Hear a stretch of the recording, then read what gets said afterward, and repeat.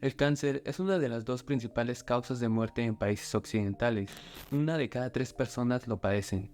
En nuestra sociedad es una enfermedad bastante común, pero a nivel celular es algo bastante raro e inusual. Ten en cuenta que diariamente tus células se encuentran constantemente cambiando, dividiéndose, creciendo e incluso muriendo para el correcto funcionamiento de tu organismo. Seguramente has escuchado la palabra cáncer siendo atribuida a algún familiar, amigo o algún ser querido.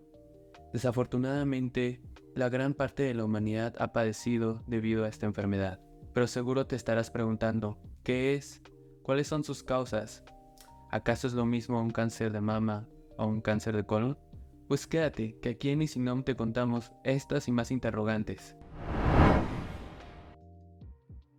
Hay que dejar en claro que existen distintos tipos de cáncer, pero en general, todos tienen las mismas características que se dividen en 2 puntos. 1. Las células cancerígenas se reproducen y crecen sin restricciones. Y 2. Invaden y colonizan territorios reservados para otras células. Esto en combinación las vuelve sumamente peligrosas. Cuando una célula incrementa en masa y se divide fuera de control, es cuando se produce un tumor o neoplasma. El cáncer es una enfermedad genética, debido a que se puede rastrear hasta alteraciones en genes específicos, pero en la mayor parte de los casos no es una enfermedad hereditaria. Una enfermedad es hereditaria cuando ambos padres poseen los cromosomas necesarios para transmitir dicha enfermedad. Es decir, cuando se forma el cigoto, el esperma y el óvulo fecundado se transmiten a sus generaciones. Las mutaciones genéticas heredadas tienen una función principal del 5 al 10% en todos los cánceres. Pongamos el ejemplo de unos gemelos que tienen las mismas características. Al pasar los años, la probabilidad de que estos gemelos desarrollen un cáncer en particular es del 10 al 15%, dependiendo del tipo de cáncer. Por eso, es más probable que se deriven de factores ambientales. Como pudimos ver, esto es bastante bajo en probabilidad. La herencia es una parte fundamental en este proceso del cáncer, pero no lo es todo. Existen factores ambientales muchísimos más importantes que los veremos a continuación. Pero antes de continuar, dejemos algunos conceptos en claro, que serán de importancia a lo largo del video. Los cromosomas son estructuras en forma de hilos de estambre entre tejido, hechas de proteínas y una sola molécula de ADN. Esta información es la que dicta lo que somos, como si fuera una receta de cocina. Estos cromosomas residen en el núcleo de las células animales y vegetales. La gran parte de los cánceres se encuentra en el DNA de células somáticas, un tipo de células que son diploides, es decir, tienen un par de cromosomas heredados del papá y la mamá. Las mutaciones en este tipo de células no afectan sobre la descendencia. La cuestión aquí es que nuestras células no se dividen a menos de que reciban señales a través de mecanismos corporales, ya sean señales de crecimiento o de división, y no sobreviven si sufren un daño irreparable, lo que propicia a la apoptosis, un tipo de muerte celular programada, ante el caos y la autodestrucción, estimulando su crecimiento descontrolado. Las células cancerosas parecen inmortales, se continúan dividiendo de forma indefinida. Es decir, imagina que las células es como una sociedad que trabajan en orden para su correcto funcionamiento. Pero de repente una célula decide ser rebelde, entonces deshace todas las leyes que las rigen y esta convence a los demás de que no está pasando nada mal en ella y como que saca permisos especiales para engañar a las demás. Ahora veremos un punto muy importante que tiene que ver con el envejecimiento y la muerte de las células, es decir, los telómeros.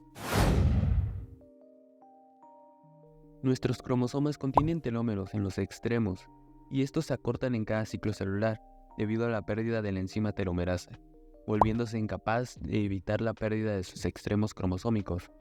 Es aquí cuando las células que tienen la capacidad de reactivar la telomerasa se vuelven inmortales, produciendo células cancerígenas. El crecimiento de células cancerosas se le atribuye principalmente a la telomerasa, un tipo de transcriptasa inversa que sintetiza DNA mediante el uso de un molde de RNA. La pérdida de un telómero propicia la fusión cromosómica y la fractura de cromosomas en divisiones celulares, lo que frena la división celular. Es por ello que cualquier célula que exprese la telomerasa se multiplicará indefinidamente, mientras que aquellas que no lo expresen morirán. Cuando se detecta un incremento en los niveles de glucosa, es cuando se puede detectar si un cáncer se ha vuelto metastásico. Para entender el cáncer, debemos de entender qué son los tumores. Y concretamente existen dos tipos: tumores benignos y tumores malignos. Los tumores benignos solo crecen en una parte del cuerpo, pero tienen un bajo riesgo de transformarse en malignos. Un ejemplo de tumores benignos son los lunares que todos poseemos.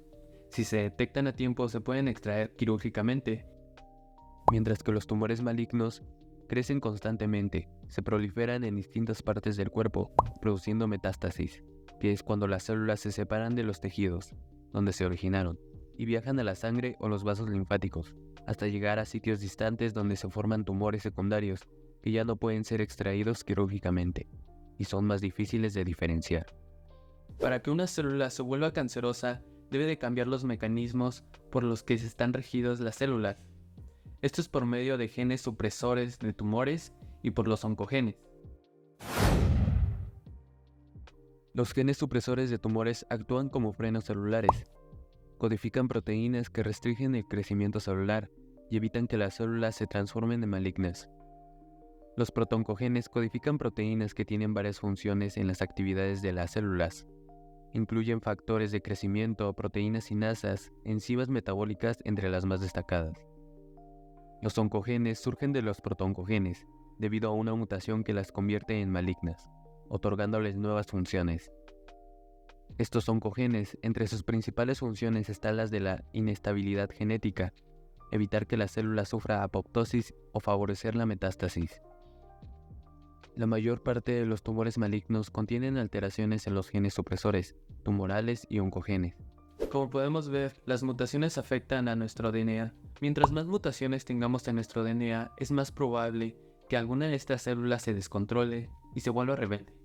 Por eso se cree que la pérdida supresora de tumores en la célula se debe a la conversión de un protoncogen a un oncogen. Un oncogen bastante conocido es el que codifica a la proteína Ras, que funciona como un interruptor para numerosas vías de señalización que controlan la proliferación celular y el metabolismo. Nuestro DNA se replica constantemente, originando nuevas células a cada instante, pero como todo en esta vida no es perfecto, es por ello que la célula tiene un proceso de reparación de DNA, quitando el pedazo dañado, sustituyéndolo con nucleótidos complementarios. Pero ¿qué pasa si alguna de estas proteínas que conforma este mecanismo empieza a fallar?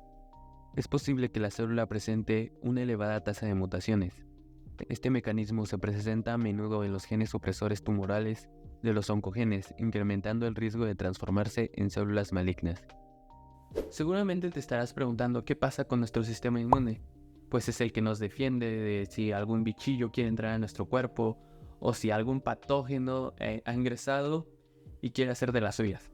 Pues bien, te cuento. Como sabemos, el cáncer se deriva de células del propio cuerpo, pues el sistema inmunitario típicamente no reconoce los antígenos asociados al tumor como inapropiados.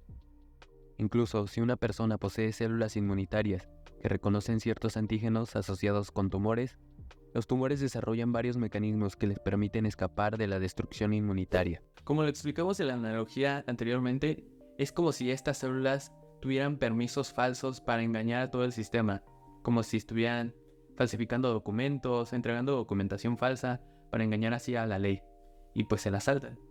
Por otra parte, existe una proteína que tiene que ver con más del 50% del cáncer humano.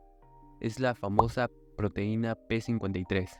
Cuando está ausente, esta proteína da origen a una enfermedad rara denominada síndrome Li-Fraumeni, que incide a varios tipos de cáncer, incluyendo el de mama, cerebral y leucemia. Se dice que P53 es el guardián del genoma, ya que participa como factor de transcripción en respuesta a las lesiones celulares. Por ejemplo, cuando el DNA sufre algún daño, P53 altera la regulación celular, la apoptosis y la senescencia. La senescencia tiene que ver con nuestros lunares, pues a diferencia de las células apoptóticas, las células senescentes permanecen vivas y con actividad metabólica, pero se encuentran detenidas. Es decir, sin división celular, es como si solo existieran ahí. Anteriormente habíamos dicho que existían factores ambientales, pero también hereditarios. Por ejemplo, sabemos que una persona fumadora es más propensa a padecer cáncer pulmonar.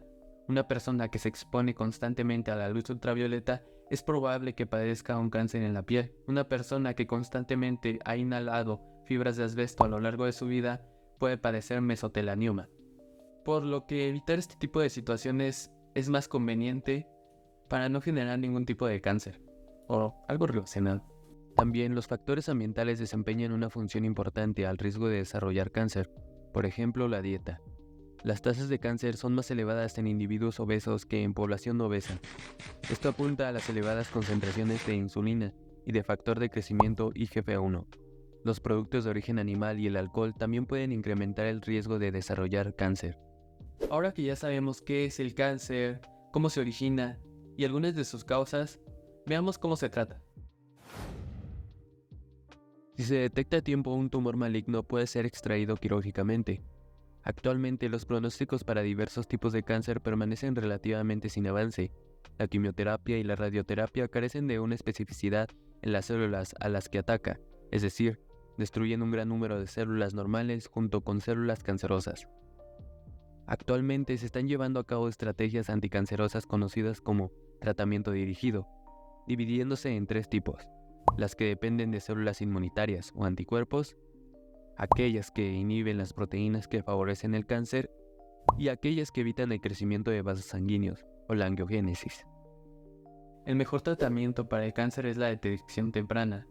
Por ejemplo, si un cáncer, desde que se empieza a originar en el epitelio, tarda aproximadamente 10 años convertirse en un cáncer metastásico. Sé que es un tema muy extenso que no alcanzo a abarcar en un solo video, pero si te gustó, te informó o te ayudó, déjamelo saber en los comentarios, apóyame con un like o suscríbete a mi canal. Traeré contenido más a menudo.